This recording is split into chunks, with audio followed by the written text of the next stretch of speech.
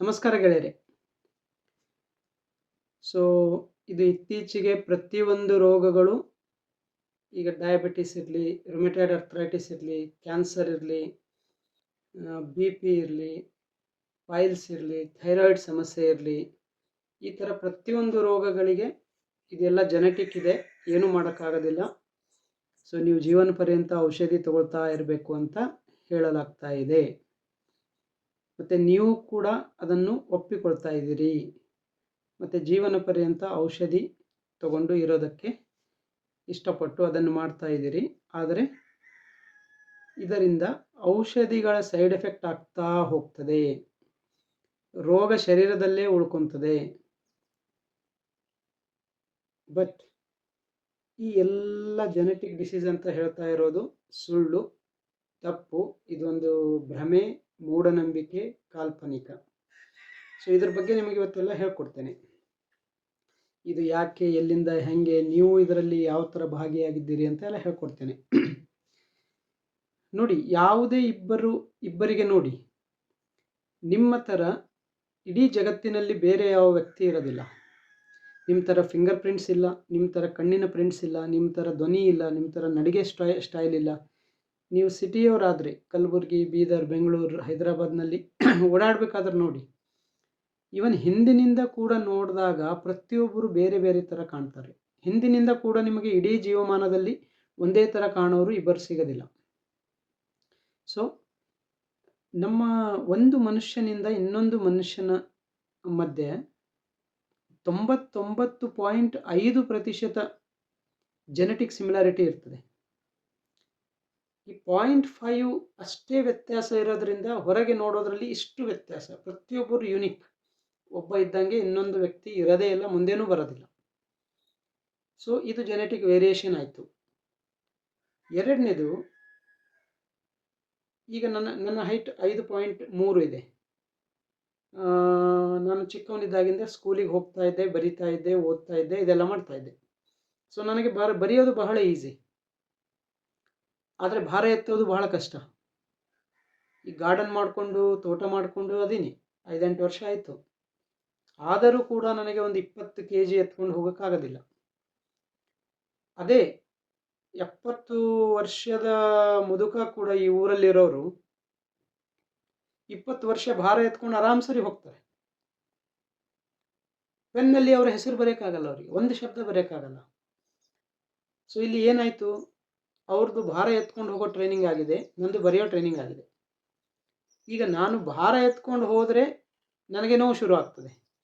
ಅವರು ಪೆನ್ ತೊಗೊಂಡು ಬರೆಯೋಕ್ಕೆ ಕೂತ್ಕೊಂಡ್ರೆ ಅವ್ರಿಗೆ ನೋವು ಶುರು ಆಗ್ತದೆ. ನೀವು ಮಾಡಿಸಿ ನೋಡಿ, ನಿಮ್ಮ ಮನೆಯಲ್ಲಿ ಯಾರಾದರೂ ಬರೆಯೋಕ್ಕೆ ಬರೋದಿಲ್ಲ ಅವರಿಗೆ ಅಂತಂದರೆ ಪೆನ್ ಕೊಟ್ಟು ಬರೆಯೋಕ್ಕೆ ಹೇಳ್ರಿ, ಅವ್ರ ಕೈ ನೋಯ್ತಾ ಇದೆ ಅಂತ ಹೇಳ್ತಾರೆ.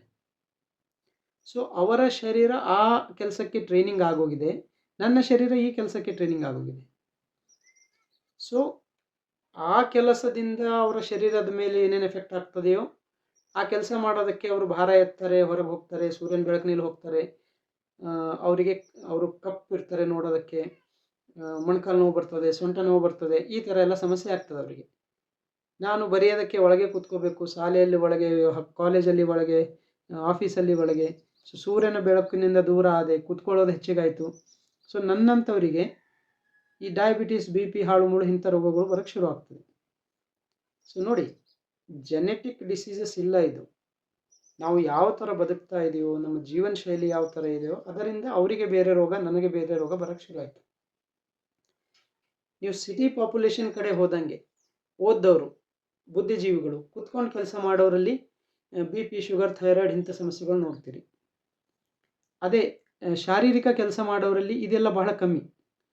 ಅವರಲ್ಲಿ ಜಾಯಿಂಟ್ ಪೇನ್ಸ್, ಆ್ಯಸಿಡಿಟಿ, ಮತ್ತು ಮೈಕೈ ನೋವು, ಆರ್ಥ್ರೈಟಿಸ್, ಮೂಳೆ ಕರಗೋದು, ಇಂಥದ್ದೆಲ್ಲ ನೋಡ್ತೀರಿ. ಸೊ ಜೆನೆಟಿಕ್ ಅನ್ನೋದಕ್ಕಿಂತ ಇದಕ್ಕೆ ನಾವು ಯಾವ ಥರ ಬದುಕ್ತಾ ಇದ್ದೀವಿ, ನಮ್ಮ ಶರೀರಕ್ಕೆ ಯಾವ ಥರ ಕೆಲಸದಲ್ಲಿ ತೊಡಗಿಸಿಕೊಂಡಿದ್ದೇವೋ, ಯಾವ ಥರ ಊಟ ಕೊಡ್ತಾ ಇದೆಯೋ ಅಥವಾ ಯಾವ ಥರ ಊಟ ತಪ್ಪು ಮಾಡ್ತಾ ಇದೆಯೋ ಅದರಿಂದ ಇದೆಲ್ಲ ಆಗ್ತಾ ಇದೆ. ಸೊ ಒಂದು ಪಟ್ಟಿ ಹೇಳಿಕೊಡ್ತೀನಿ, 76 ರೋಗಗಳ ಪಟ್ಟಿ ಇದೆ. ಮತ್ತು ಜೆನೆಟಿಕ್ ರೋಗಗಳು ಅದಾವೆ, ಆದರೆ ಇವೆಲ್ಲ ಜೆನೆಟಿಕ್ ರೋಗಗಳಿಲ್ಲ. ನಮ್ಮ ಜೀನ್ಸ್ಗಳು ನಾವು ನಮ್ಮ ತಾಯಿಯ ಹೊಟ್ಟೆಯಲ್ಲಿ ಇದ್ದಾಗಿಂದ ಕೆಲಸ ಮಾಡ್ತಾ ಇರ್ತವೆ. ಸೊ ಜೆನೆಟಿಕ್ ರೋಗಗಳು ಏನಾದರೂ ಇದ್ದರೆ ಅವು ನಾವು ಹುಟ್ಟಿದಾಗಲೇ ಬಂದಿರ್ತವೆ ನಮಗೆ. ಉದಾಹರಣೆಗೆ ನನ್ನ ಒಂದು ಲೆಫ್ಟ್ ಕಿವಿ ಕೇಳಿಸಲ್ಲ, ಯಾವತ್ತೂ ಕೇಳಿಸಿಲ್ಲ, ನೆವರ್. ಸೊ ಇದು ಜೆನೆಟಿಕ್ ಇರ್ಬೋದು. ನಾನು ಹುಟ್ಟಿದಾಗಿಂದ ಒಂದೇ ಕಿವಿಯಿಂದ ನಡೀತಾ ಇದೆ ನನ್ನ ಜೀವನ. ಸೊ ನನಗೆ ಯಾವತ್ತೂ ಕಷ್ಟ ಅನಿಸಿಲ್ಲ. ಸೊ ಕೆಲವೊಬ್ಬರಿಗೆ ಒಂದು ಎಕ್ಸ್ಟ್ರಾ ಬೆರಳು ಇರ್ತದೆ. ಸೊ ಇದೆಲ್ಲ ಜೆನೆಟಿಕ್ ವಿಷಯಗಳು. ಸೊ ಅದರ ಒಂದು ಪಟ್ಟಿ ಹೇಳ್ಕೊಡ್ತೀನಿ ನಿಮಗೆ, ಜೆನೆಟಿಕ್ ರೋಗಗಳ ಪಟ್ಟಿ. Down syndrome, Turner syndrome, Klinefelter syndrome, sickle cell disease, thalassemia, phenylketonuria, cystic fibrosis, Duchenne muscular dystrophy, hemophilia A and B, spinal muscular atrophy. So ಇದು ಒಂದು ಬರೀ 10 ರೋಗಗಳ ಪಟ್ಟಿ ಆಯಿತು, ನಿಮಗೆ ಗೊತ್ತಾಗಲಿ ಅಂತ. ಇವನ್ ಈ ರೋಗಗಳು ಇದ್ದವರು ಕೂಡ ಒಳ್ಳೆ ಜೀವನ ಶೈಲಿ ಪಾಲನೆ ಮಾಡಿದರೆ ಇರೋ ತನಕ ಆರಾಮಾಗಿ ಬದುಕ್ಬೋದು, ಆರೋಗ್ಯವಾಗಿ ಬದುಕ್ಬೋದು. ಆಯಿತಾ?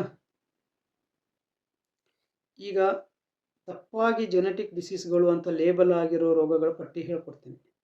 ಮೊಡವೆಗಳು, ಅಸ್ತಮಾ, ಅಲರ್ಜಿಕ್ ರೈನೈಟಿಸ್ ಅಂದರೆ ಅಲರ್ಜಿ ಆಗೋದು, fissures, ankylosing spondylitis, anxiety disorders, anxiety ಖಿನ್ನತೆ, ADHD, attention deficit hyperactivity disorder, autism spectrum disorder, bipolar disorder, breast cancer, carpal tunnel syndrome, cervical spondylosis, chronic back pain, chronic bloating, chronic fatigue syndrome, chronic gastritis, chronic leg swelling, chronic sinusitis, chronic tension headache, chronic urticaria, colon cancer, constipation ಅಂದರೆ ಮಲಬದ್ಧತೆ, coronary artery disease, heart ಡಿಸೀಸಸ್ಗಳು, heart block ಆಗಿದೆ ಅದೆಲ್ಲ, crowns disease, depression,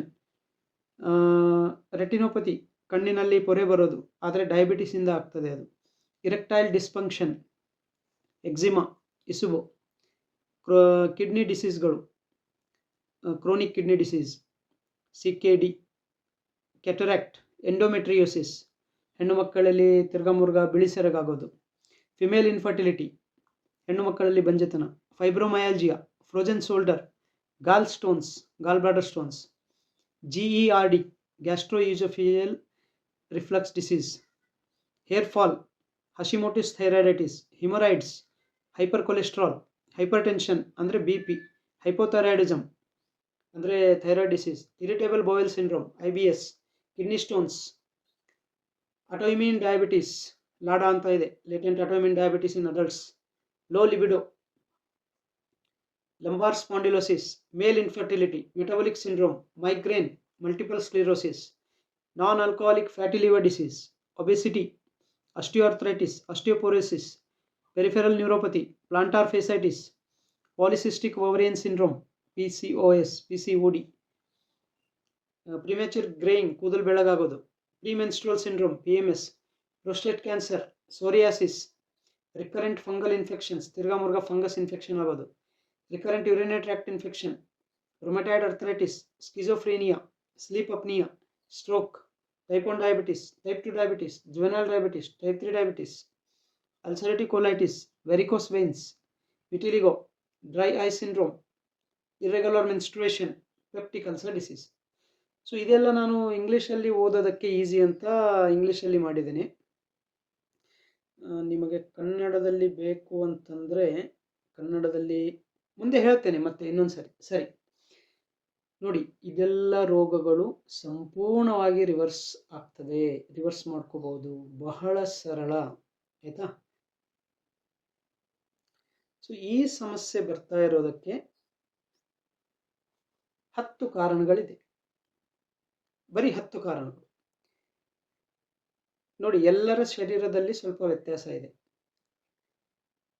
so ನಾನು ಪೆನ್ನಲ್ಲಿ ಬರಿಬೇಕಾದ್ರೆ ನನಗೆ ನೋವಿಲ್ಲ, ಇನ್ನೊಬ್ಬವನು ಪೆನ್ನಲ್ಲಿ ಬರಿಬೇಕಾದ್ರೆ ಅವನಿಗೆ ನೋವಾಗ್ತದೆ. So ಇದೇ ಥರ ಆಹಾರದಲ್ಲಿ ಒಂದೇ ಥರದ ತಪ್ಪಾದರೂ ಕೂಡ ಒಬ್ಬರಲ್ಲಿ ಬೇರೆ ರೋಗ ಬರ್ತದೆ, ಇನ್ನೊಬ್ಬರಲ್ಲಿ ಬೇರೆ ರೋಗ ಬರ್ತದೆ. ಒಂದು ಮನೆಯಲ್ಲಿ ಕಾಮನ್ ಕಿಚನ್ ಇದೆ, ಎಲ್ಲರೂ ಒಂದೇ ಥರ ಊಟ ಮಾಡ್ತಾ ಇದ್ದೀರಿ, ಒಂದೇ ಥರ ಊಟದಲ್ಲಿ ತಪ್ಪು ಮಾಡ್ತಾ ಇದ್ದೀರಿ. ಆದರೂ ಕೂಡ ಗಂಡನಿಗೆ ಬೇರೆ ರೋಗ ಬರ್ತದೆ, ಹೆಂಡತಿಗೆ ಬೇರೆ ರೋಗ ಬರ್ತದೆ, ಮಕ್ಕಳಿಗೆ ಬೇರೆ ರೋಗ ಬರ್ತದೆ. ಯಾಕಂದರೆ ಶರೀರದಲ್ಲಿ ನೋಡಿ 0.5% ಜೆನೆಟಿಕ್ ವೇರಿಯೇಷನ್ ಇದೆ. ಸೊ ಈ ವೇರಿಯೇಷನಿಂದ ಕಾರಣ ಒಂದೇ ಇದ್ದು ರೋಗಗಳು ಬೇರೆ ಬೇರೆ ಬರ್ತದೆ. ಸೊ ಈ ಸೆಟ್ ಆಫ್ ಕಾರಣ ಹೇಳ್ತೀನಿ, ಬರೀ 10 ಕಾರಣಗಳಿದೆ. ಎಲ್ಲ ಜೀವನ ಶೈಲಿ ಆಧಾರಿತ ಕಾರಣ, ಎಲ್ಲ ಮಾಡರ್ನ್ ಕಾರಣ, ಹೊಸ ಕಾರಣಗಳಿವೆಲ್ಲ. ಹಸಿವಿಲ್ಲದಿದ್ದರೂ ತಿನ್ನುವುದು, ಅಂದರೆ ಟೈಮ್ ನೋಡ್ಕೊಂಡು ತಿನ್ನೋದು. 8 ಗಂಟೆ ಆಗಿದೆ ತಿನ್ನಬೇಕು, ಸಮಯಕ್ಕನುಸಾರವಾಗಿ ತಿನ್ನಬೇಕು, ಅಲಾರಾಮ್ ಹೊಡೆದಿದೆ ತಿನ್ನಬೇಕು, ಆಫೀಸ್ ಹೋಗಬೇಕು ತಿನ್ನಬೇಕು, ಸ್ಕೂಲ್ ಹೋಗ್ಬೇಕು ತಿನ್ನಬೇಕು, ಈ ಥರ. ಹಸಿವಿಲ್ಲದಿದ್ದರು, ಫಂಕ್ಷನ್ ಇದೆ ತಿನ್ನಬೇಕು, ಬಿಸಿ ಬಿಸಿ ಊಟ ರೆಡಿ ಇದೆ ತಿನ್ನಬೇಕು, ವೇಸ್ಟ್ ಮಾಡಬಾರ್ದು ಅಂತ ತಿನ್ನಬೇಕು. ಸೊ ಇದೆಲ್ಲ ಮೊದಲನೇ ಕಾರಣ. ಪ್ರತಿದಿನ ರಿಫೈನ್ಡ್ ಪದಾರ್ಥಗಳು ತಿನ್ನೋದು, ಮೈದಾ, ರಿಫೈನ್ಡ್ ಎಣ್ಣೆ, ರಿಫೈನ್ಡ್ ಸಕ್ಕರೆ, ಈ ಥರದ್ದು. ಹಾಲು, ಮೈದಾ, ಸಕ್ಕರೆ, ಬಿಳಿ ಅನ್ನ, ರಿಫೈನ್ಡ್ ಎಣ್ಣೆ, ಈ ಥರದ್ದು. ಪದೇ ಪದೇ ಏನನ್ನಾದರೂ ತಿಂತಾ ಇರೋದು. ಸ್ನ್ಯಾಕಿಂಗ್ ಟ್ರೆಂಡ್ ಆಗಿದೆ ನೋಡಿ ಈಗ. ಪ್ರತಿಯೊಬ್ಬರ ಬ್ಯಾಗಲ್ಲಿ ತಿನ್ನೋದಕ್ಕೆ ಒಂದು ಏನಾದರೂ ಇದೆ ಇರ್ತದೆ, ಬಿಸ್ಕೆಟ್ಸು, ಡ್ರೈ ಫ್ರೂಟ್ಸು, ಈ ಥರದ್ದು. ಸೊ ಪದೇ ಪದೇ ತಿಂತಾ ಇರೋದು. 4ನೇ ಕಾರಣ, ದೈಹಿಕ ಶ್ರಮವಿಲ್ಲದ ಜೀವನ, ಸಿಡೆಂಟ್ರಿ ಲೈಫ್ ಸ್ಟೈಲ್, ಸದಾ ಕುಳಿತುಕೊಂಡಿರುವುದು. ಈಗ ನಾನು ಕುಳಿತುಕೊಂಡದಿಲ್ಲ ವಿಡಿಯೋ ಮಾಡೋದಕ್ಕೆ. ಸೊ ಇದು ಒಂದು ದೊಡ್ಡ ಕಾರಣ ಈಗ ಹೊಸದು. ಎಲ್ಲರೂ ಕೂತ್ಕೊಂಡಿರ್ತೀವಿ, ಮಷಿನ್ ಕೆಲಸ ಮಾಡ್ತಾ ಇದೆ, ಗಾಡಿ ಕೆಲಸ ಮಾಡ್ತಾ ಇದೆ, ಲಿಫ್ಟ್ ಕೆಲಸ ಮಾಡ್ತಾ ಇದೆ, ಆದರೆ ಶರೀರಕ್ಕೆ ಬರೀ ಕೂತ್ಕೊಳ್ಳೋದಾಗಿದೆ. ಸರಿಯಾದ ಸಮಯಕ್ಕೆ ನಿದ್ರೆ ಮಾಡದಿರೋದು, ಎಲ್ಲರದ್ದು ನಿದ್ರೆ ಕೆಟ್ಟಿದೆ. ಈಗ ಯಾರು ರಾತ್ರಿ 8 ಗಂಟೆಗೆ ಮಲ್ಕೊಳ್ತಾ ಇಲ್ಲ, 11, 12. ಸೊ ಸಂಪೂರ್ಣವಾಗಿ ಒಂಥರ ಮೆಂಟಲಿ ಎಕ್ಸಾಸ್ಟ್ ಆದ ಮೇಲೆ ಏನೋ ಮಲ್ಕೊಳ್ಳೇಬೇಕೀಗಂತ ಎಲ್ಲರೂ ನಿದ್ರೆಗೆ ಹೋಗ್ತಾ ಇದ್ದೀರಿ. ಸದಾ ಕಾಲದ ಮಾನಸಿಕ ಒತ್ತಡ, ದಿನಾಲು ಒತ್ತಡದಲ್ಲಿ ಬದುಕ್ತಾ ಇರೋದು. ಬಾಡಿಗೆ ಕೊಡೋ ಒತ್ತಡ, ಮಕ್ಕಳ ಶಾಲೆ ಫೀಸ್ ಒತ್ತಡ, ಮಕ್ಕಳ ಶಿಕ್ಷಣದ ಒತ್ತಡ, ಹೋಮ್ವರ್ಕ್ದ ಒತ್ತಡ, ನೌಕರಿದ ಒತ್ತಡ, ಪ್ರಮೋಷನ್ದ ಒತ್ತಡ, ಸಂಬಳದ ಒತ್ತಡ, ಟ್ರಾಫಿಕ್ ಒತ್ತಡ, ಹೋಗೋದು ಒತ್ತಡ, ಬರೋದು ಒತ್ತಡ, EMI ಒತ್ತಡ, ಪ್ರತಿಯೊಬ್ಬರಿಗೂ ಮೊಬೈಲ್ ಫೋನ್ ಸಿಗ್ನಲ್ ಒತ್ತಡ, ಚಾರ್ಜ್ ಒತ್ತಡ, ಕೊಡೋದು ತಗೊಳ್ಳೋದು, ಹಾಳು ಮೂಳು ಎಲ್ಲವೂ ಒತ್ತಡ ಜೀವನ ಆಗಿದೆ. ಮೈಗೆ ಬಿಸಿಲು ತಗುಲದೇ ಇರೋದು, ಸಿಟಿಯಲ್ಲಿರೋರಿಗಂತೂ ಬಿಸಿಲೇ ಇಲ್ಲ, ಹಳ್ಳಿಯಲ್ಲಿರೋರು ಬಿಸಿಲಲ್ಲಿ ಹೋಗ್ತಾ ಇಲ್ಲ. ಅತಿಯಾದ ಪ್ರಚೋದನೆ, ಸದಾ ಮೊಬೈಲ್, TV ಸ್ಕ್ರೀನ್ ನೋಡೋದು, ಅಥವಾ ಟೀ, ಕಾಫಿ, ರೆಡ್ ಬುಲ್, ಈ ಥರ ಶರೀರಕ್ಕೆ ಪ್ರಚೋದಿಸುವಂಥ ಪದಾರ್ಥಗಳು ತಿನ್ನೋದು, ಸಕ್ಕರೆ, ಸ್ವೀಟ್ಸ್, ಇದೆಲ್ಲ. ಬಾಲ್ಯದಲ್ಲಿ ಕರುಳಿನ ಆರೋಗ್ಯ ಸರಿಯಾಗಿ ಅಭಿವೃದ್ಧಿಯಾಗದಿರುವುದು. ಈಗ ಮಕ್ಕಳಲ್ಲಿ ಜೆನೆಟಿಕ್ ಡಿಸೀಸ್ ಆಗ್ತಾ ಇದೆ ನೋಡಿ. Juvenile diabetes, type 1 diabetes, childhood onset diabetes, genetic diabetes, ಇದೆಲ್ಲ ಹೇಳ್ತಾರೆ, ಆಯಿತಾ. ಇದು ಬಾಲ್ಯದಲ್ಲಿ ಯಾಕೆ ಆಗ್ತಾ ಇದೆ? ಇದು ನೋಡಿ, ಇನ್ನೊಂದು 3 ವರ್ಷದ ಸುತ್ತಮುತ್ತ, 2 ರಿಂದ 3 ವರ್ಷದ ಸುತ್ತಮುತ್ತ ಡೆವಲಪ್ ಆಗ್ತದೆ. ಯಾಕಂದರೆ ಮಗುವಿನ ಕರಳು ಡೆವಲಪ್ ಆಗಲಿಲ್ಲ ಸರಿಯಾಗಿ. ಈ ಸಮಯದಲ್ಲಿ ಕರಳು ಅಂದರೆ ಗಟ್ ಡೆವಲಪ್ ಆಗ್ತದೆ, ಅದು ತಾಯಿಯಿಂದ ಡೆವಲಪ್ ಆಗ್ತದೆ. ಸೊ ತಾಯಿಯ ವರ್ತನೆ ಸರಿ ಇಲ್ಲ, ಅವಳ ಆಹಾರ ಪದ್ಧತಿ ಸರಿ ಇಲ್ಲ. ತಾಯಿ ಅಂದರೆ ಮತ್ತೆ ಎಲ್ಲರೂ ಬಂದರು, ತಾಯಿ, ತಂದೆ, ಅವ್ರ ತಂದೆ ತಾಯಿ, ಮನೆಯಲ್ಲಿ ಅಡುಗೆ ಮನೆ, ಇದೆಲ್ಲ ಸೇರಿ ಕೆಲಸ ಮಾಡ್ತದೆ. ಸೊ ಬಾಲ್ಯದಲ್ಲಿ ಕರಳಿನ ಡೆವಲಪ್ಮೆಂಟ್ ಆಗದೇ ಇದ್ದರೆ, ಈಗ ನೋಡಿ ನೀವು ಜೆನೆಟಿಕ್ ಡಿಸೀಸಸ್, ಡೆವಲಪ್ಡ್ ಕಂಟ್ರೀಸಲ್ಲಿ, ಸಿಟೀಸಲ್ಲಿ ಜೆನೆಟಿಕ್ ಡಿಸೀಸ್ಗಳು, ಕ್ಯಾನ್ಸರ್ಗಳು ಎಲ್ಲ ಮಕ್ಕಳಲ್ಲೇ ಶುರು ಆಗ್ತಾ ಇದೆ. ಸೊ ಇದು ಒಂದು ದೊಡ್ಡ ಕಾರಣ. ಇದರ ಬಗ್ಗೆ ನಂದು ಒಂದು ವಿಡಿಯೋ ಇದೆ ನೋಡಿ, ಹೇಲು ತಿನ್ನೋದು ಬಿಟ್ಟರೆ ಎಲ್ಲ ರೋಗಗಳು ಬರ್ತದೆ ಅಂತ. ನಮ್ಮ ಗಟ್ ತಯಾರಾಗೋದು, ಮೇಂಟೈನ್ ಆಗೋದು ಗಲೀಜಿನಿಂದ, ಮಣ್ಣಿನಿಂದ, ಹೇಲಿನಿಂದ, ಕಸಕಡ್ಡಿಗಳಿಂದ, ಪ್ರಾಣಿಗಳಿಂದ, ಹೊಲಸಿನಿಂದ. ಇದನ್ನು ನಾವು ತಪ್ಸೋಕ್ಕಾಗಲ್ಲ. ಇದನ್ನು ತಪ್ಪಿಸಿ ಶುಚಿಯ ಹಿಂದೆ ಬಿದ್ದು ಇದು ಗಟ್ ಡೆವಲಪ್ಮೆಂಟೇ ಆಗ್ತಾ ಇಲ್ಲ. ದೈಹಿಕವಾಗಿ ಸ್ವಲ್ಪ ಕಷ್ಟ ಅಥವಾ ಅಸ್ತತ್ವತೆ ಉಂಟು ಮಾಡುವ ಕೆಲಸದಿಂದ ದೂರ, ಅಂದರೆ ಕಂಫರ್ಟೇಬಲ್ ಲಿವಿಂಗ್. ಪ್ರತಿಯೊಂದು ಕೆಲಸಕ್ಕೆ ಬೈಕಲ್ಲಿ ಹೋಗೋದು, ಭಾರ ಪಾರ್ಸಲಲ್ಲಿ ತರಿಸ್ಕೊಳ್ಳೋದು, ಯಾವುದು ಎತ್ತೋದಿಲ್ಲ, ಸಣ್ಣ ಸಣ್ಣ ಭಾರ ಎತ್ತೋದಾದರೆ ಲೇಬರ್ಸಿಗೆ ಹಚ್ಚೋದು, ಲಿಫ್ಟಲ್ಲಿ ಓಡಾಡೋದು. ಸೊ ಈ ಥರ ಯಾವುದೇ ಒಂದು ಸಣ್ಣ ಪುಟ್ಟ ಮನೆಯಲ್ಲಿ ಏನಾದರೂ ಒಂದು ಬೋರ್ಡ್ ಫಿಕ್ಸ್ ಮಾಡೋದಿದೆ, ಟ್ಯಾಪ್ ಫಿಕ್ಸ್ ಮಾಡೋದಿದೆ ಅಂತಂದರೆ ಪ್ಲಂಬರ್, ಎಲೆಕ್ಟ್ರಿಷಿಯನ್ಗೆ ಕರೆಸೋದು. ಸೊ ಇದು ಕನ್ವಿನಿಯನ್ಸ್ ಸೀಕಿಂಗ್ ಆಯಿತು, ಕಂಫರ್ಟ್ ಸೀಕಿಂಗ್ ಆಯಿತು. ಸೊ ಇದರಿಂದ ಶರೀರಕ್ಕೆ ಯಾವುದೇ ಒಂದು ಕೆಲಸನೇ ಇಲ್ದಂಗೆ ಆಗೋಗಿದೆ. ಸೊ ಈ 10 ಕಾರಣಗಳು.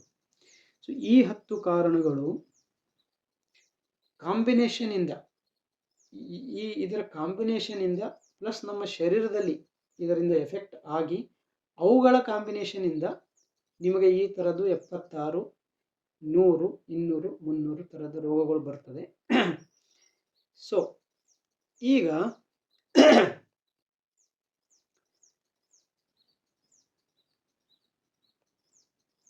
ಎಲ್ಲರೂ ಕೇಳ್ತೀರಿ ಏನಾಗಿದೆ ನನಗೆ ಅಂತ. ಸೊ ನಿನಗೆ ಏನಾಗಿಲ್ಲ, ನೀನು ಈ ಥರ ಆಗಿದೆಯಾ, ನಿನ್ನ ಶರೀರಕ್ಕೆ ಏನೂ ಆಗಿಲ್ಲ, ನೀನು ಈ 10 ತಪ್ಪುಗಳನ್ನು ಮಾಡ್ತಾ ಇದೆಯಾ. ಸೊ ಇದು ನಿನ್ನ ರೋಗ. ಈಗ ಶರೀರದಲ್ಲಿ ಏನಾಗ್ತಾ ಇದೆ, ಈ 10 ತಪ್ಪುಗಳಿಂದ ಶರೀರದಲ್ಲಿ ಏನಾಗ್ತಾ ಇದೆ ಅದರ ಒಂದು ಪಟ್ಟಿ ಇದೆ ನನ್ನ ಹತ್ರ, ನಿಮಗೆ ಹೇಳ್ಕೊಡ್ತೀನಿ. ಇದರಿಂದ 13 ಎಫೆಕ್ಟ್ಸ್ ಇದೆ ನಮ್ಮ ಶರೀರದಲ್ಲಿ.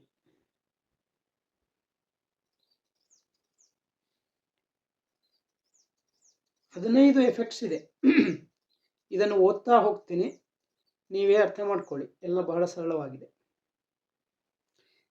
ಮೊದಲನೇ ಎಫೆಕ್ಟ್, ಸದಾಕಾಲದ ಅಧಿಕ ಇನ್ಸುಲಿನ್. ದೇಹವು ಸದಾಕಾಲ ಶೇಖರಣಾ ಮೋಡ್ಗೆ ತಳ್ಳಲ್ಪಡುತ್ತದೆ ತಿನ್ನೋದ್ರಿಂದ. ಕೊಬ್ಬು ಕರಗುವ ಪ್ರಕ್ರಿಯೆ ನಿಂತು ಹೋಗುತ್ತದೆ. ರಕ್ತದಲ್ಲಿ ಸಕ್ಕರೆ ಅಂಶ ಹೆಚ್ಚಾಗಿಯೇ ಉಳಿಯುತ್ತದೆ. ಹಾರ್ಮೋನ್ಗಳು ಸಮತೋಲನೆ ತಪ್ಪುತ್ತದೆ. ಇದರಿಂದ ಸಕ್ಕರೆ ಕಾಯಿಲೆ, ಬೊಜ್ಜು, PCOS, ಹೃದಯ ಕಾಯಿಲೆ, ಫ್ಯಾಟಿ ಲಿವರ್, ಕ್ಯಾನ್ಸರ್ಗಳು ಉತ್ಪತ್ತಿಯಾಗುತ್ತವೆ. ಎರಡನೇ ಎಫೆಕ್ಟ್, ಇನ್ಸುಲಿನ್ ಪ್ರತಿರೋಧ ಅಂದರೆ ಇನ್ಸುಲಿನ್ ರೆಸಿಸ್ಟೆನ್ಸ್. ಜೀವಕೋಶಗಳು ಇನ್ಸುಲಿನ್ ಮಾತನ್ನು ಕೇಳಿಸುವುದನ್ನು ನಿಲ್ಲಿಸುತ್ತವೆ. ಪ್ಯಾಂಕ್ರಿಯಾಸ್ ಹೆಚ್ಚು ಕೆಲಸ ಮಾಡಬೇಕಾಗುತ್ತದೆ. ಸಕ್ಕರೆ ಮತ್ತು ಕೊಬ್ಬು ಬಳಕೆಯಾಗುವ ಬದಲಿಗೆ ರಕ್ತದಲ್ಲೇ ಸುತ್ತುತ್ತದೆ. ಇದರಿಂದ ಸಕ್ಕರೆ ಕಾಯಿಲೆ, BP, ಕೊಲೆಸ್ಟ್ರಾಲ್ಗಳ ಸಮಸ್ಯೆ, ಸಂತಾನಹೀನತೆ, ಮಿದುಳಿನ ಮಂದತೆ ಶುರುವಾಗ್ತದೆ. ಮೂರನೇ point, chronic low grade inflammation ಅಂದರೆ ದೀರ್ಘಕಾಲದ ಸಣ್ಣ ಮಟ್ಟದ ಉರಿಯೂತ. ದೇಹವು ಯಾವಾಗಲೂ ಸ್ವಲ್ಪ ಮಟ್ಟದ ಕಿರಿಕಿರಿಯಲ್ಲಿರುತ್ತದೆ. ರೋಗ ನಿರೋಧಕ ಶಕ್ತಿಯು ಸದಾ ಆನ್ ಆಗಿರುತ್ತದೆ. ಗುಣಮುಖವಾಗುವ ಪ್ರಕ್ರಿಯೆ ಎಂದಿಗೂ ಪೂರ್ಣಗೊಳ್ಳುವುದಿಲ್ಲ.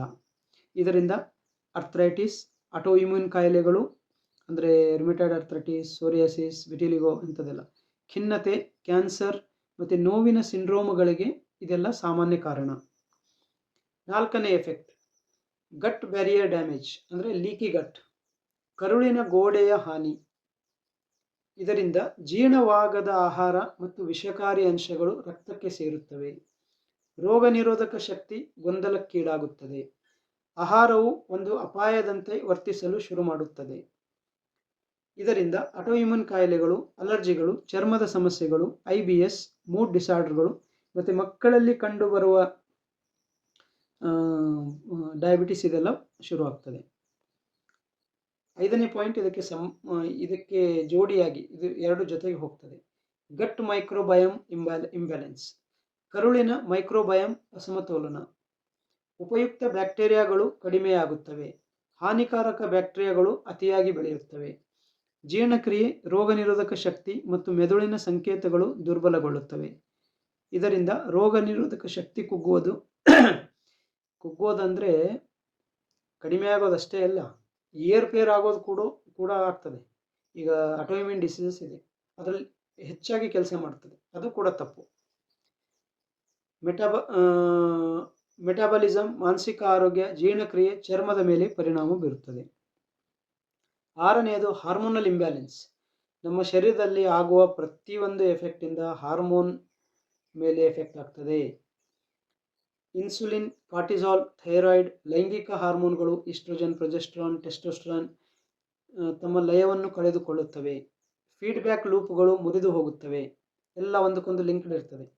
ಇದರಿಂದ PCOS, ಥೈರಾಯ್ಡ್ ಕಾಯಿಲೆ, ಸಂತಾನಹೀನತೆ, ಮ್ಯೂನೋಪಾಸ್ ಸಮಸ್ಯೆಗಳು, ಖಿನ್ನತೆ ಇವೆಲ್ಲ ಶುರುವಾಗ್ತದೆ.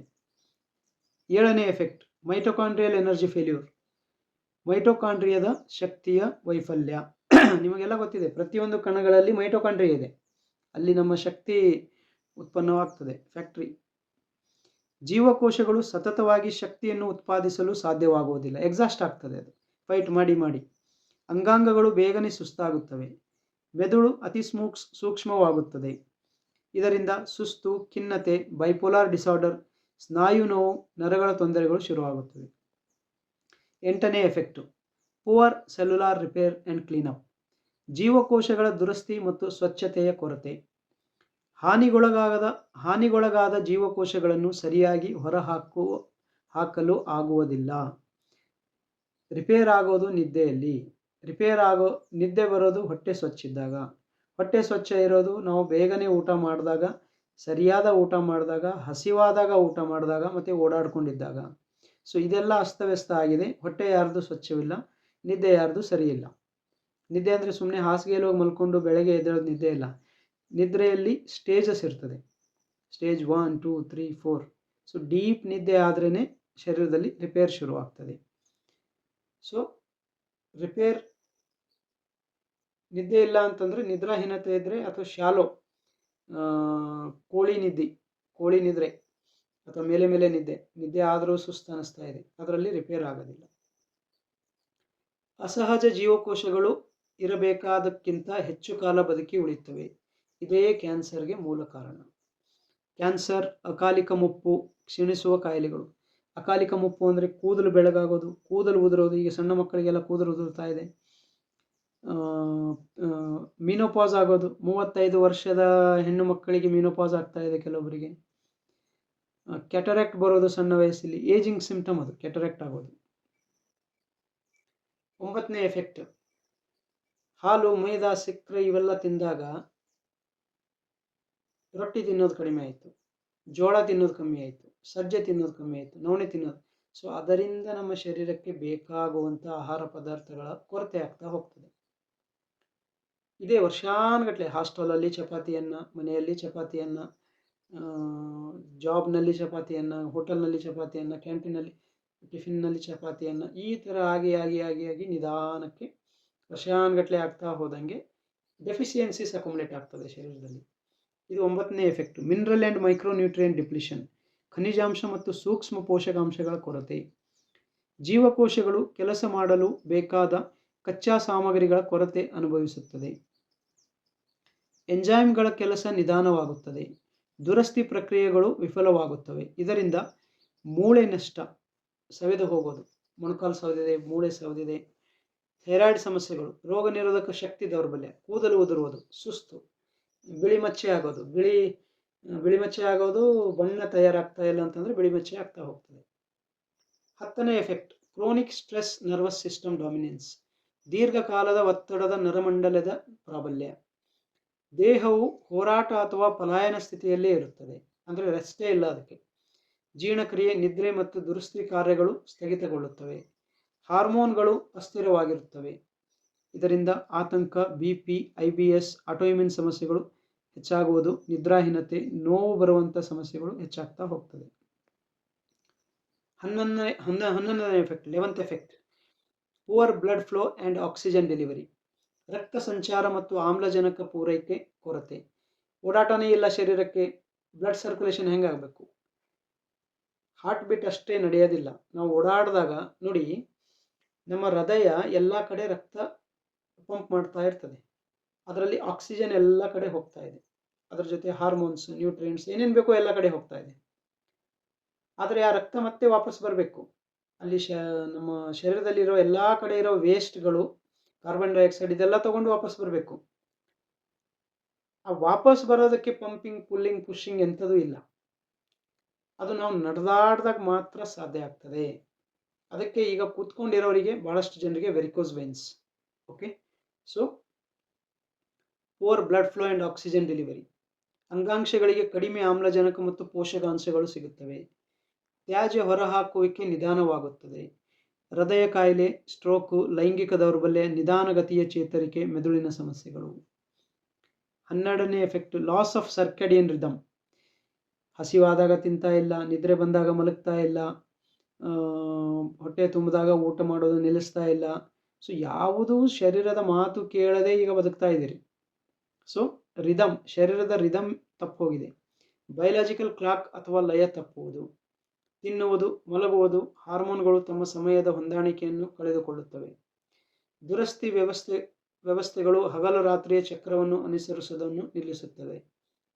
ಸಕ್ಕರೆ ಕಾಯಿಲೆ, ನೈಟ್ ಶಿಫ್ಟ್ ಇದೆ ನೋಡಿ, ನೈಟ್ ಶಿಫ್ಟ್ ಆದವನಿಗೆ ರಿಪೇರ್ ಸಾಧ್ಯನೇ ಇಲ್ಲ. ರಾತ್ರಿ ಎಲ್ಲ ಕೆಲಸ ಮಾಡಿ ಡೇ ಟೈಮ್ ಮಲಗಿದರೆ ಸೂರ್ಯನ ಬೆಳಕಿನಲ್ಲಿ ಒಳ್ಳೆ ನಿದ್ದೆ ಬರೋದಿಲ್ಲ.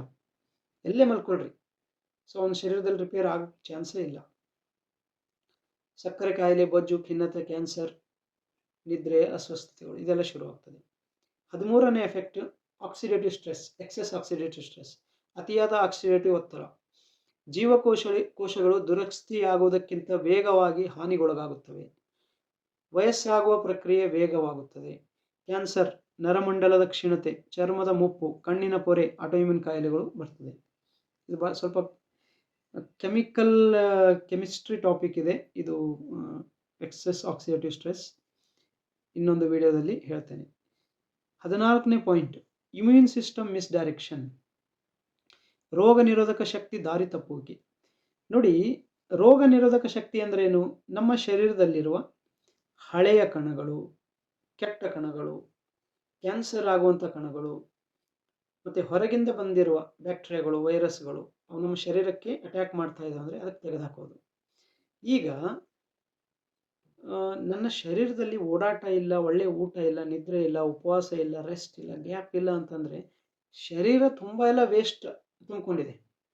ಈಗ ಉದಾಹರಣೆಗೆ ಸಿಟಿಯಲ್ಲಿ ನಾನು ನೋಡಿದ್ದೇನೆ, ಬಹಳ ಜನರಿಗೆ ಕೆಟ್ಟ ದುರ್ವಾಸನೆ, ಬೆವರು ಅಂಡರ್ ಆರ್ಮ್ಸಿಂದ ವಾಸನೆ ಬರ್ತದೆ. ಅದು ಶರೀರದಲ್ಲಿ ಬಹಳ ಟಾಕ್ಸಿಕ್ ವೇಸ್ಟ್ ತುಂಬಿದೆ ಅಂತ. ಸೊ ಅವರ ಶರೀರದ ಪ್ರಕೃತಿನೇ ಬೇರೆದಾಯಿತು. ಸೊ ಅವರ ರೋಗ ನಿರೋಧಕ ಶಕ್ತಿ ಅವರಿಗೆ ಅಟ್ಯಾಕ್ ಮಾಡೋಕ್ಕೆ ಶುರು ಮಾಡ್ತದೆ. ಇದೇ ಆಟೋಇಮ್ಯೂನ್ ಡಿಸೀಸ್ಗಳು. ರೋಗ ನಿರೋಧಕ ಶಕ್ತಿಯು ಹಾನಿಕಾರಕವಲ್ಲದ ವಸ್ತುಗಳ ಮೇಲೆ ದಾಳಿ ಮಾಡುತ್ತದೆ ಅಥವಾ ನಿಜವಾದ ಅಪಾಯಗಳ ಮೇಲೆ ದಾಳಿ ಮಾಡಲು ವಿಫಲವಾಗುತ್ತದೆ. ಆಟೋಇಮ್ಯೂನ್ ಕಾಯಿಲೆಗಳು, ಅಲರ್ಜಿಗಳು, ದೀರ್ಘಕಾಲದ ಸೋಂಕುಗಳು, TB, HIV ಇಂಥವೆಲ್ಲ ಆಗಕ್ಕೆ ಶುರುವಾಗ್ತದೆ. Loss of muscle and physical load, ಸ್ನಾಯುಗಳು ನಷ್ಟ ಮತ್ತು ದೈಹಿಕ ಶ್ರಮವಿಲ್ಲದಿರುವುದು. ಸ್ನಾಯುಗಳ ಪ್ರಮಾಣ ಕುಸಿಯುತ್ತದೆ. ನಮ್ಮ ಸ್ನಾಯುಗಳು, ನರಗಳು, ಮೂಳೆ, ಮಾಂಸಗಳು, ಜಾಯಿಂಟ್ಗಳು ಯೂಸ್ ಮಾಡಿದಷ್ಟು ಆರೋಗ್ಯವಾಗಿರ್ತವೆ. ಸೊ ನಾವೀಗ ಕಂಫರ್ಟ್ ಹುಡುಕ್ತಾ ಇದ್ದೀವಿ, ಕೂತ್ಕೊಂಡಿದ್ದೀವಿ ಅಂದರೆ ಅದು ಸೌದು ಹೋಗ್ತಾ ಇದೆ ಹೊರತು ರಿಪೇರ್ ಆಗ್ತಾ ಇಲ್ಲ. ನಾವು ವಾಕ್ ಮಾಡಿದಾಗ ಸ್ನಾಯುಗಳು ಬೆಳೀತಾ ಹೋಗ್ತದೆ, ನರಗಳು ಬೆಳೀತಾ ಹೋಗ್ತದೆ, ಹಳೆಯದಾಗಿದ್ದು ರಿಪ್ಲೇಸ್ ಆಗ್ತಾ ಹೋಗ್ತದೆ. ಸೊ ಕುತ್ಕೊಳ್ಳೋದು ಹೆಚ್ಚಿಗೆ ಆಗಿರೋದ್ರಿಂದ ಇದೆಲ್ಲ ಸವಿತಾ ಹೋಗ್ತದೆ. ಸ್ನಾಯುಗಳ ಪ್ರಮಾಣ ಕುಸಿಯುತ್ತದೆ. ಸಕ್ಕರೆಯನ್ನು ಬಳಸಿಕೊಳ್ಳುವ ಸಾಮರ್ಥ್ಯ ಕಡಿಮೆಯಾಗುತ್ತದೆ. ಕೀಲು ಮತ್ತು ಮೂಳೆಗಳ ಬಲ ಕ್ಷೀಣಿಸುತ್ತದೆ. ಸಕ್ಕರೆ ಕಾಯಿಲೆ, ಆಸ್ಟಿಯೋಪೊರೋಸಿಸ್, ಕೀಲು ನೋವು, ವಯಸ್ಸಿಗೆ ಸಂಬಂಧಿಸದ ದೌರ್ಬಲ್ಯಗಳು. ಸಣ್ಣ ಮಕ್ಕಳಲ್ಲಿ 15 ವರ್ಷದ ಹುಡುಗ ಬರ್ತಾನೆ ನಮ್ಮಲ್ಲಿ ಒಬ್ಬನು, ಜಾಯಿಂಟ್ ಪೇನ್ ಆಗಿದೆ ನನಗಂತ. ಅವನಿಗೆ ಅವರಪ್ಪ ಕಾರ್ ಕೊಡಿಸಿದ್ದಾರೆ ಆಲ್ರೆಡಿ, ಆಯಿತಾ? ಸೊ ಕೊಡಿಸ್ರಿ, ಕಾರ್ ಕೊಡಿಸ್ರಿ, ಮಕ್ಕಳಿಗೆ ಕಂಫರ್ಟೇಬಲ್ ಆಗಿ ಬೆಳೆಸ್ರಿ, ಆಯಿತಾ? ಇದೆಲ್ಲ ಸಿಗ್ತದೆ ನಿಮಗೆಲ್ಲ. ದ ಸಿಂಗಲ್ ಯೂನಿಫೈಯಿಂಗ್ ಟ್ರೂತ್, ಒಂದೇ ಒಂದು ಏಕೀಕೃತ ಸತ್ಯ. ಇದರಿಂದ ನೀವೇನು ತಿಳ್ಕೋಬೇಕು? ಈ ಪ್ರತಿಯೊಂದು ಕಾಯಿಲೆಯೂ ಬೇರೆ ಬೇರೆ ಇಲ್ಲ. ಇದು ದೇಹದ ಒಳಗಿನ ಒಂದೇ ರೀತಿಯ ವೈಫಲ್ಯಗಳ ವಿವಿಧ ರೂಪಗಳು ಅಷ್ಟೇ. ಇವುಗಳು ಕಾಣಿಸಿಕೊಳ್ಳುವುದು ಒಂದು ಬೇರೆ ಅಂಗದಲ್ಲಿ, ಒಂದು ಬೇರೆ ಸಮಯದಲ್ಲಿ, ಒಬ್ಬ ಬೇರೆ ವ್ಯಕ್ತಿಯಲ್ಲಿ. ವಂಶವಾಹಿಗಳು ದೌರ್ಬಲ್ಯ ಎಲ್ಲಿರುತ್ತದೆಯೋ ಎಂದು ನಿರ್ಧರಿಸುತ್ತದೆ. ಜೀವನ ಶೈಲಿಯು ಈ ವೈಫಲ್ಯಗಳಲ್ಲಿ ಯಾವುದು ನಮ್ಮನ್ನು ಆಳಬೇಕು ಎಂದು ನಿರ್ಧರಿಸುತ್ತದೆ. ಅಂದರೆ life style diseases, which of these internal failure dominate. ನನ್ನ ತಪ್ಪು ಜೀವನ ಶೈಲಿ ಆದಾಗ ನನ್ನ ಶರೀರದಲ್ಲಿ ಎಲ್ಲಿ ನನ್ನ ವೀಕ್ನೆಸ್ ಇದೆಯೋ ಅಲ್ಲಿ ರೋಗ ಶುರುವಾಗ್ತದೆ. ಓಕೆ, ಈಗ ಬರೆಯೋನು ಭಾರ ಎತ್ತದಾಗ ಅವನ ಜಾಯಿಂಟ್ಸಲ್ಲಿ ನೋವು ಶುರು ಆಗ್ತದೆ. ಭಾರ ಎತ್ತವನು ಬರೆಯೋಕ್ಕೆ ಶುರು ಮಾಡಿದಾಗ ಅವನ ಕೈಯಲ್ಲಿ ನೋವು ಶುರು ಆಗ್ತದೆ. ಸೊ ಹೀಗೆ ಈ ಥರ ಇದೆ. ಈಗ ಇದಕ್ಕೆ ಕಾರಣಗಳು, ಇದಕ್ಕೆ 5 ಮೇನ್ ಕಾರಣಗಳು ಹೇಳ್ಕೊಡ್ತೀನಿ. ಬಹಳ ಕಾರಣಗಳಿದ್ದಾವೆ, ಆದರೆ ಇದಕ್ಕೆ ಕಾರಣಗಳು. ಇದೆಲ್ಲ ರೋಗಗಳಿಗೆ ಜೆನೆಟಿಕ್ ಕಾಯಿಲೆಗಳು ಅಂತ ಯಾಕೆ ಬಂತು? ಈ ಥರ ಹೇಳೋದು ಯಾಕೆ ಬಂತು? ಸೊ ಇದಕ್ಕೆ ಮೊದಲನೇ ಕಾರಣ ನೀವು ಪೇಷಂಟ್. ಯಾಕಂದರೆ ನನಗೆ ಜೆನೆಟಿಕ್ ರೋಗ ಆಗಿದೆ ಅಂದರೆ ಇದಕ್ಕೆ ನಾನು ಜವಾಬ್ದಾರನಿಲ್ಲ. ನಮ್ಮ ಅಪ್ಪ ಅಮ್ಮ ಅಜ್ಜ ಅಜ್ಜಿ ಮಾಡಿರೋ ಕರ್ಮ, ಅದರದ್ದು ಎಫೆಕ್ಟ್ ನಾನು ಅನುಭವಿಸ್ತಾ ಇದ್ದೀನಿ ಅಷ್ಟೇ. ಸೊ ಪ್ರತಿಯೊಬ್ಬರದ್ದು ಇದು ಒಂದು ದೊಡ್ಡ ಸಮಸ್ಯೆ. ನಾನು ಏನು ಮಾಡಿಲ್ಲ, ನಾನು ತಪ್ಪು ಮಾಡಿಲ್ಲ, ನಾನು ಒಳ್ಳೆಯವನು, ನಾನು ಗುಡ್ ಬಾಯ್, ನಾನು ಗುಡ್ ಗರ್ಲ್, ಎಲ್ಲರಿಗೂ ಇದೇ ಇಮೇಜ್ ತೋರಿಸೋದಿದೆ, ಆಯಿತಾ? ಸೊ ಇದು ಫಸ್ಟ್, ನೀನು ತಪ್ಪು ಜೀವನ ಶೈಲಿಯಲ್ಲಿ ತಪ್ಪು ಮಾಡಿದೆಯಾ, ಅದಕ್ಕೆ ನಿನಗಿದು ಬಂದಿದೆ. ಇದನ್ನು ನೀನು ಅರ್ಥ ಮಾಡಿಕೊಂಡ್ರೆ ಇದು ಬಹಳ ಬಹಳ ಈಸಿಯಾಗಿ ಕಮ್ಮಿ ಆಗ್ತದೆ.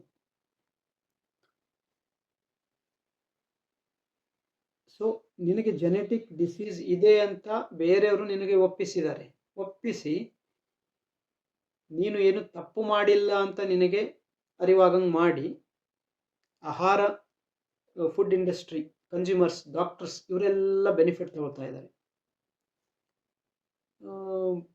ಯಾರು ಏನು ಫೇಸ್ ಮಾಡೋದು ಬೇಕಾಗಿಲ್ಲ. ಇದು ಬ್ಯಾಡ್ ಲಕ್ ಇದೆ, ನಾನೇನು ಮಾಡಿಲ್ಲ, ಸೊ ಈಗ ಹೊಸ ಟೈಪ್ ಟ್ರೀಟ್ಮೆಂಟ್ ತೊಗೋಬೇಕು, ಟೆಸ್ಟ್ ಮಾಡಿಸ್ತಾ ಇರಬೇಕು, ಡಯಟ್ ಮಾಡಬೇಕು, ಹೊಸ ತಿಂತಾ ಇರಬೇಕು. ಸೊ ನಿನಗೆ ಛೀ ಅನ್ನಿಸ್ತಾ ಇಲ್ಲ, ನಿನಗೆ ಹೇಸಿಗೆ ಬರ್ತಾ ಇಲ್ಲ, ಅವರಿಗೆಲ್ಲನೂ ಲಾಭ ಆಗ್ತಾ ಇದೆ. ಸೊ ಇದು ಮೊದಲನೇ ಜವಾಬ್ದಾರಿ, ಮೊದಲನೇ ತಪ್ಪು ನಿಂದು. ಎರಡನೇದು, ಆಹಾರ ಫ್ಯಾಕ್ಟ್ರಿಗಳು, ಫುಡ್ ಇಂಡಸ್ಟ್ರಿ.